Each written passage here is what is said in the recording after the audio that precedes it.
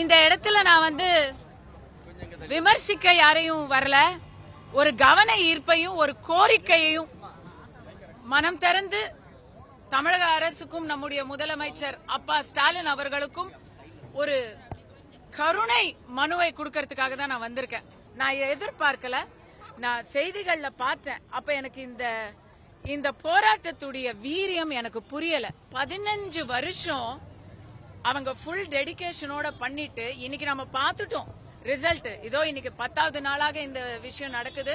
எல்லாருடைய ரோட்டையும் சுத்தம் பண்ணிட்டு எல்லாருடைய வீட்டையும் அழகா வச்சுட்டு அவங்க இன்னைக்கு தெருவோரத்துல உட்கார்ந்து தர்ணா பண்ணிக்கிட்டு இருக்காங்க. அவங்களுடைய போராட்டத்துக்கு நீங்க செவி சாய்க்கிறீங்கிறது கூட 2ஆம் பட்சம். இன்னைக்கு போலீஸ வச்சு அவங்கள கைது செய்வேன் அப்படின்னு அச்சுறுத்துறது என்ன கணக்குன்னே எனக்கு புரியல. ஸ்டாலின் ஐயா அவர்கள்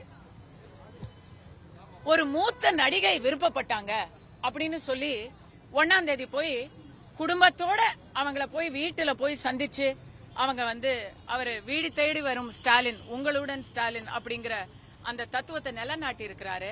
இங்க 10 நாளா வெயிலையும் மழையிலையும் அவங்களுடைய உரிமைக்காகவும் அவங்களுடைய வாழ்க்கைக்காகவும் போராடிக்கிட்டு இருக்கிறாங்களே, பசி துன்பத்துல போராடிக்கிட்டு இருக்கிறாங்களே, இவங்களை பார்க்க அப்பா ஸ்டாலினுக்கு ஒரு நாள் கொஞ்ச நேரம் செலவிட முடியலையா? அவருடைய தொகுதி வருது, அவருக்கு இங்க அவர் தானே வரணும். ட்ரெண்ட ஃப்ரெண்ட் ஆக்கிக்கோங்க. தந்தி டிவியின் சப்ஸ்கிரைபர்ஸ் அண்ட் ஃபாலோவர்ஸ் குடும்பத்துல நீங்களும் இணையுங்க.